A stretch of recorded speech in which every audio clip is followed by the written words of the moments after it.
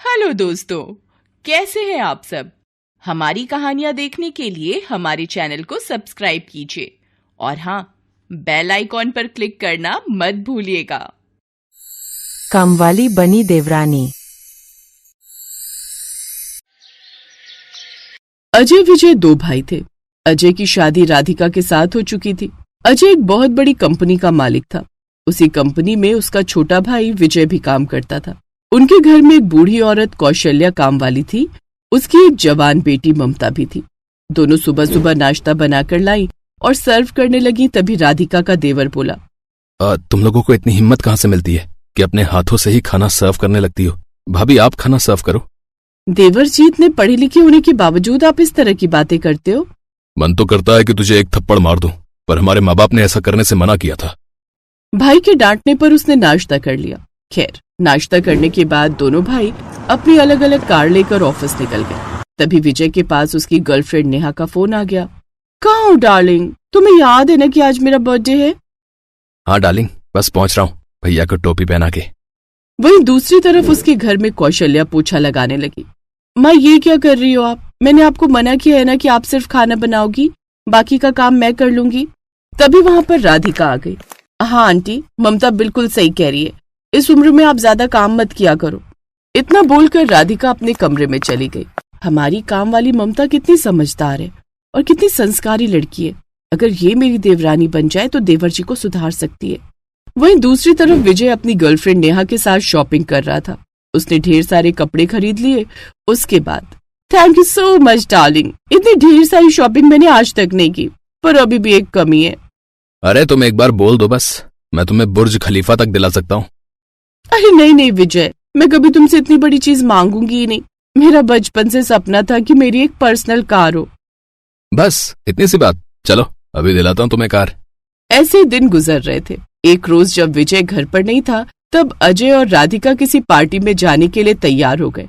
राधिका ने कौशल्या से कहा, आंटी हम लोग जरा एक पार्टी में जा रहे हैं, घर का ख्याल रखना क्योंकि विजय भी नहीं है और ममता भी कहीं गई हुई है शायद। ठीक है, आप लोग बिल्कुल फिक्र मत कीजिए। अरे चलो राधिका, ये तो हमारी माँ जैसी हैं। क्या ये हम इनसे नहीं कहेंगे तो क्या ये इस घर का ख्याल नहीं रखेंगी?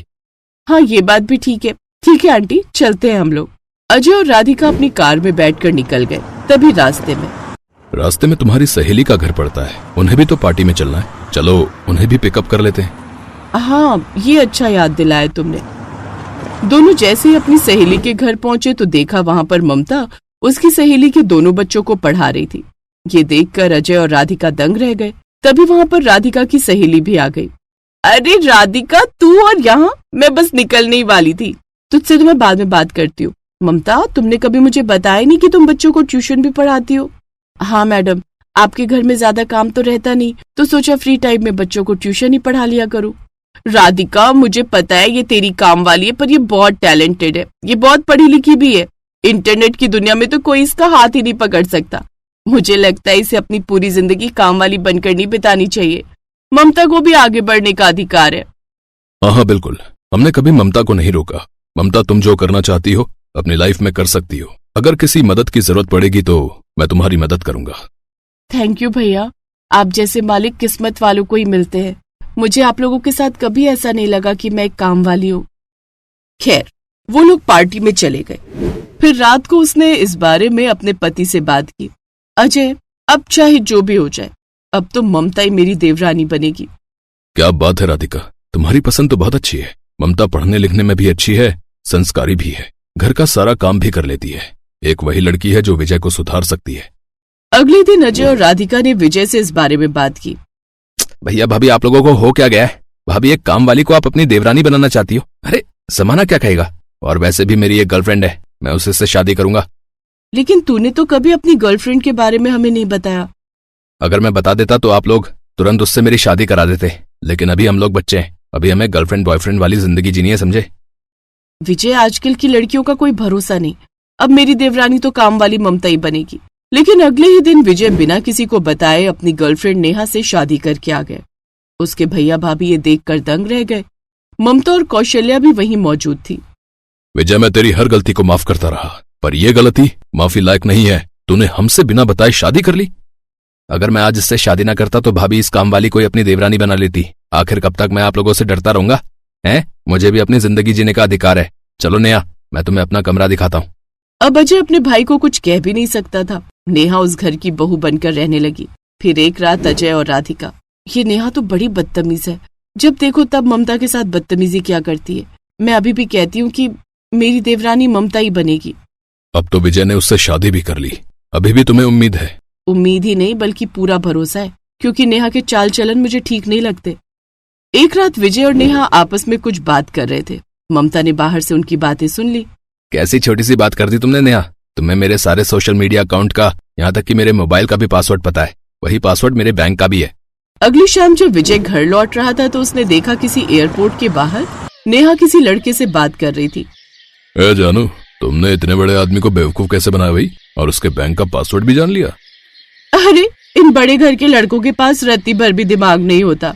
विजय भागता हुआ उनके पास पहुंचा। नेहा, कौन है ये लड़का? किस तरह की बातें कर रही हो तुम इसके साथ? अरे यार, तू कहाँ से टपक गया? आखिर इसको दवा पानी दो, फिर जल्दी निकलते हैं यहाँ से। ए सुन बे बेवकूफ अमीर की औलाद, ये तेरी नहीं मेरी गर्लफ्रेंड है, समझा? मेरे कहने पर ही इसने तुझसे शादी की थी, समझा बे? उस लड़के ने विजय को मार मार कर भरता बना दिया, उसके सारे कपड़े फाड़ दिए। विजय उसी हालत में रोता हुआ घर पहुंचा। भैया, भाभी, आप लोग बिल्कुल सही कहते थे। वो लड़की एक नंबर की फ्रॉड निकली। उसने धोखे से मेरे बैंक का पासवर्ड पता कर लिया और मेरे सारे पैसे लेकर किसी दूसरे लड़के के साथ भाग गई भैया। तो अब तू यहाँ क्या लेने आया है? पहले जब हम तुझे समझा रहे थे तब तो तूने हमारी बात मानी नहीं। जब वो तेरे करोड़ों रुपए लेकर भाग गई तब तू यहाँ हमारे सामने रो रहा है। निकल जा यहाँ से। तभी वहां पर ममता लैपटॉप लेकर आ गई। परेशान मत होइए, आपके सारे पैसे सुरक्षित है। मुझे इंटरनेट का बहुत नॉलेज है। कल रात मैंने आप दोनों की बातें सुन ली थी, इसीलिए उसी वक्त मैंने आपका पासवर्ड चेंज कर दिया था। ये देखिए, आपके अकाउंट में सारे पैसे हैं। विजय ने जब लैपटॉप में देखा तो उसके अकाउंट में सारे पैसे अभी भी थे। विजय ने तुरंत ममता को गले लगा लिया। ममता तुम बहुत अच्छी हो, आज तुमने मुझे बचा लिया। भाभी, मैं अब ममता से ही शादी करूंगा। अजय, मैंने आपसे कहा था ना कि ममता ही बनेगी मेरी देवरानी। विजय और ममता खुशी खुशी अपनी जिंदगी बिताने लगे और विजय मन लगाकर काम भी करने लगा।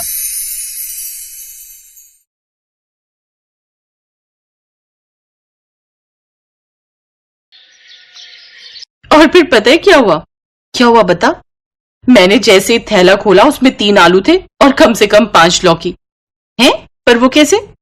अरे मैंने इन्हें कहा था कि 3 किलो आलू लाना और आधा किलो लौकी, पर ये वहां जाकर भूल गए और 3 किलो लौकी ले आए और आधा किलो आलू। बता, ऐसे हैं ये। कमाल ही हो गया ये तो। फिर तूने उन्हें कुछ कहा नहीं? कहती क्या? पहले तो मुझे समझ ही नहीं आया, फिर जब मैंने दिमाग लगाया तो समझ में आया कि भुलक्कड़ राम सब्जी गलत तौल से ले आए हैं। फिर जब मैंने इन्हें इनकी समझदारी बताई तो खुद भी हंसने लगे। अच्छा, फिर मैंने कहा कि अब आपने गलती की है तो इसका खामियाजा तो आपको भुगतना पड़ेगा। अच्छा, फिर तूने क्या करवाया जीजू से? मैंने कहा कि अब इतनी लौकी का क्या करें, तो खुद से ही बोले कि चलो लौकी की बर्फी बनाते हैं। और पता है, मैंने तो बहुत कम काम किया और सारी बर्फी इन्हीं से बनवाई। अरे वाह, तो कैसी बनी इतनी सारी लौकी की बर्फी? एक नंबर की बकवास। एक पीस खाकर ही फेंकनी पड़ी सारी की सारी। इनका चेहरा तो बस देखने लायक था।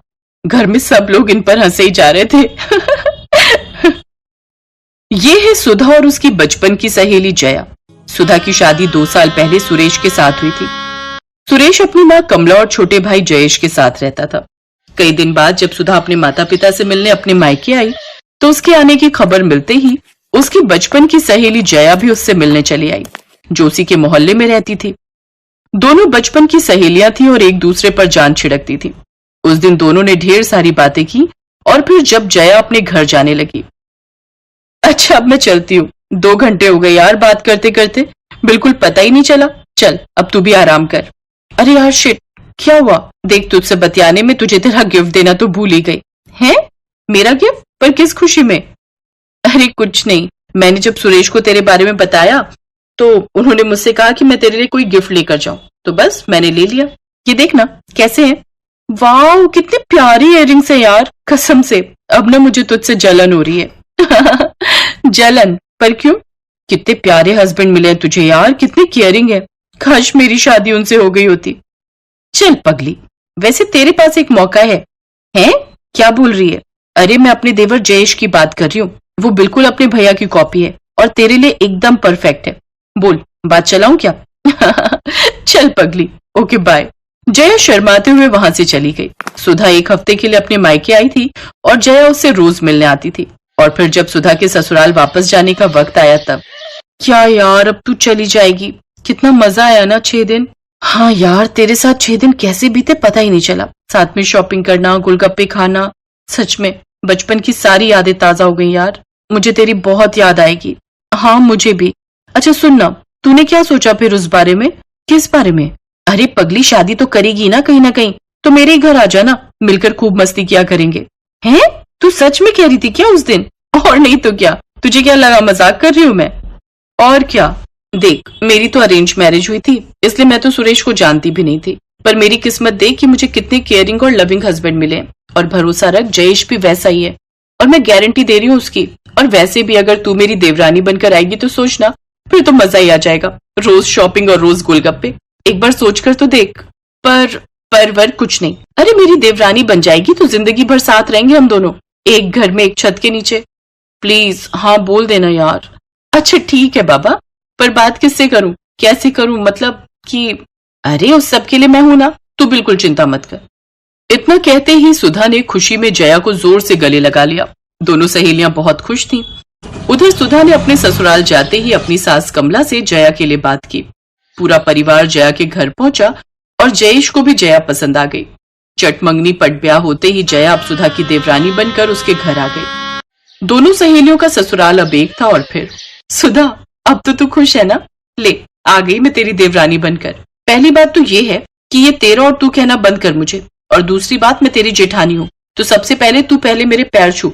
ये क्या कह रही है सुधा? क्या हो गया तुझे? समझ नहीं आता? पैर छू मेरे। सुधा के ये बदले तेवर देखकर जया हैरान रह गई थी, मगर वो मजबूर थी क्योंकि वो देवरानी थी और सुधा उसकी जेठानी। ऐसे में बेचारी जया आंखों में आंसू लेकर सुधा के पैर छूने के लिए जैसे ही झुकी तो सुधा ने फौरन उसके कंधे पकड़ लिए। ओए पगली, मजे ले रही थी तेरे। तू ना रुक जरा, अभी बताती हूँ जेठानी की बच्ची। सुधा ने जया के साथ ऐसा मजाक किया था कि एक बार को तो जया भी घबरा गई थी। फिर गुस्से में वो सुधा को मारने दौड़ी। उधर सुधा भी पूरे घर में भाग रही थी। जया ने सुधा को पकड़ लिया और फिर दोनों खुशी में जोर से गले लग गई, क्योंकि वो जानती थी कि अब वो जिंदगी भर साथ रहने वाली थी। अब तो वो दोनों हर वक्त साथ रहती, साथ काम करती और घंटों बातें किया करती। लेकिन फिर कुछ दिनों के बाद घर की डोरबेल बजी, जो इन दोनों सहेलियों के लिए किसी खतरे की घंटी से कम नहीं थी। कौन है? सुधा देखना जरा। मैं हूँ माँ। घर के मेन गेट पर नंदिनी खड़ी थी, जो सुरेश और जयेश की बड़ी बहन थी, और वो अपने साथ एक बड़ा सूटकेस लेकर आई थी। उसकी आंखों में गुस्सा साफ दिखाई दे रहा था। और फिर, अरे नंदिनी, ऐसे अचानक? अब दामाद जी कहाँ हैं? वो नहीं आए और नहीं आएंगे। मैं घर वापस आ गई हूँ माँ। इतना कहते ही नंदिनी अपनी माँ कमला के गले लगकर जोर जोर से रोने लगी। उसने एक सांस में अपनी माँ को सारी बात बता दी। तू चिंता मत कर, जब तक तू चाहे यहीं रह। कमला की बात सुनकर जया और सुधा एक दूसरे की शक्ल देखने लगी। शाम को रसोई में, ए सुधा सुनना, ये नंदिनी दीदी क्यों आई है? यार मुझे नहीं पता। अच्छा वैसे स्वभाव कैसा है इनका? ठीक ही है, पर ज्यादा बात नहीं करती हैं। उनकी शादी पहले हो गई थी तो मैं भी ज्यादा जानती नहीं उनके बारे में। यार मुझे चिंता हो रही है। किस बात की? अरे यार, अभी तक तो हम लोग खूब मस्ती करते थे, मम्मी जी को भी कोई दिक्कत नहीं थी, पर नंदिनी दीदी मुझे थोड़ी खूंखार टाइप लग रही है। चल पगली, ये सब मत सोच और अपना काम कर। जया का डर सही था। नंदिनी को ज्यादा हंसी मजाक पसंद नहीं था और इसीलिए अब नंदिनी की वजह से सुधा और जया भी घर में शांत ही रहने लगे। फिर एक दिन खाने पर, अरे जया, दाल तुमने बनाई है ना? हाँ जी मम्मी, मैंने बनाई है। एक बार चख कर तो देख, कितना तेज नमक है। मस्ती अपनी जगह है, पर काम को लेकर थोड़ा गंभीर भी रहा करो बेटा। जी मम्मी जी। कमला गुस्से में खाने की मेज से उठकर चली गई। उसके बाद नंदिनी भी खाना छोड़कर चली गई और ये देखकर जया और सुधा घबरा गए। अरे यार सुधा, तू देख नहीं सकती थी क्या? मैंने कहा था कि दाल में नमक डाल दे, ये थोड़ी ही कहा था कि उसमें नमक भरी दे। फालतू में डांट पड़वा दी मम्मी जी से। तेरी कसम यार, मैंने ठीक ही डाला था, पर पता नहीं कैसे नमक इतना तेज हो गया। तू रहने दे यार, बस एक काम दिया था तुझे। इतना कहकर जया गुस्से में वहां से चली गई। बाद में सुधा ने उसे मनाने की बहुत कोशिश की, लेकिन जया नहीं मानी। फिर कुछ दिनों के बाद, जया सुन ना, क्या कर रही है? कपड़े धो रही हूँ। बता। यार मेरी एक साड़ी धो देगी क्या प्लीज? हाँ हाँ ठीक है, ला दे दे। जया ने गुस्से में सुधा से उसकी साड़ी ले ली। उधर कपड़े धोकर जया छत पर गई और सारे कपड़े सूखने के लिए डाल दिए। थोड़ी देर बाद सुधा अपनी साड़ी लेने छत पर गई तो उसने देखा कि उसकी साड़ी पहले से भी ज्यादा गंदी थी और छत के कोने में जमीन पर पड़ी थी। ये देखते ही सुधा भड़क गई और तेजी से नीचे उतरी। जया, ओ जया, अगर तुझे साड़ी नहीं धोनी थी तो साफ बोल देती ना, उसे ऐसे फेंकने की क्या जरूरत थी? देख, मैंने तुझे कहा था कि मैंने जानबूझकर नमक तेज नहीं किया था, पर तू है कि अब उस छोटी सी बात का बदला लेने पर आ गई। जा, मुझे तुझ सबसे कोई बात नहीं करनी। ओए सुन, तू क्या बात नहीं करेगी मुझसे? मैं ही तुझसे बात नहीं करूंगी। अब से भाड़ में जा तू, समझी? जया के इतना कहते ही दोनों में लड़ाई शुरू हो गई। तभी वहां उनकी सास कमला आ गई और फिर, अरे ये क्या कर रही हो तुम दोनों? आपस में मत लड़ो। देखिए ना मम्मी जी, इसने मेरी साड़ी फेंक दी। मम्मी जी कसम से मैंने नहीं फेंकी, बल्कि इसी ने दाल में नमक तेज कर दिया था उस दिन। मम्मी जी से कह दो कि ये यहाँ से चली जाए, वरना मैं कुछ कर बैठूंगी। तुम दोनों चुप हो जाओ। तुम दोनों कहीं नहीं जाओगी। यहाँ से जाना किसे चाहिए ये मैं जानती हूँ, और वो तुम दोनों नहीं बल्कि नंदिनी है। कमला की बात सुनकर हर कोई हक्का बक्का रह गया और पास ही खड़ी नंदिनी के तो पैरों तले जमीन ही नहीं रही। और फिर, क्या? पर मैंने क्या किया माँ? इस सब में मेरा क्या कसूर? मैं सब जानती हूँ नंदिनी। तू अपनी जेठानी से लड़कर यहाँ आई थी। मुझे लगा तू परेशान है, इसलिए मैंने तुझे वापस जाने को नहीं कहा, लेकिन तू तो मेरे ही घर को उजाड़ने लगी। मेरी दोनों बहुओं में लड़ाई कर दी। उस दिन दाल में जब तूने नमक डाला था तो मैंने सब देख लिया था। मैं तो बस जय को डांट कर तेरे इरादे भांप रही थी, और आज मैंने खुद देखा कि कैसे तूने छत पर जाकर सुधा की साड़ी तार से नीचे गिराकर उसे गंदा किया। अब बस बहुत हो गया। इससे पहले कि मैं कुछ गलत कह दूं, चली जा अपने घर। और तुम दोनों, तुम तो बचपन की सहेली हो ना, फिर एक दूसरे पर इतना भी भरोसा नहीं है। ऐसी कैसी दोस्ती है ये? चलो एक दूसरे से माफी मांगो। सच्चाई जानकर सुधा और जया एक दूसरे के गले लगकर रोने लगी। दूसरी तरफ अपनी पोल खुलने के बाद नंदिनी चुपचाप सूटकेस लेकर बाहर निकल गई। हेलो दोस्तों, कैसे हैं आप सब? हमारी कहानियां देखने के लिए हमारे चैनल को सब्सक्राइब कीजिए और हाँ, बेल आइकॉन पर क्लिक करना मत भूलिएगा।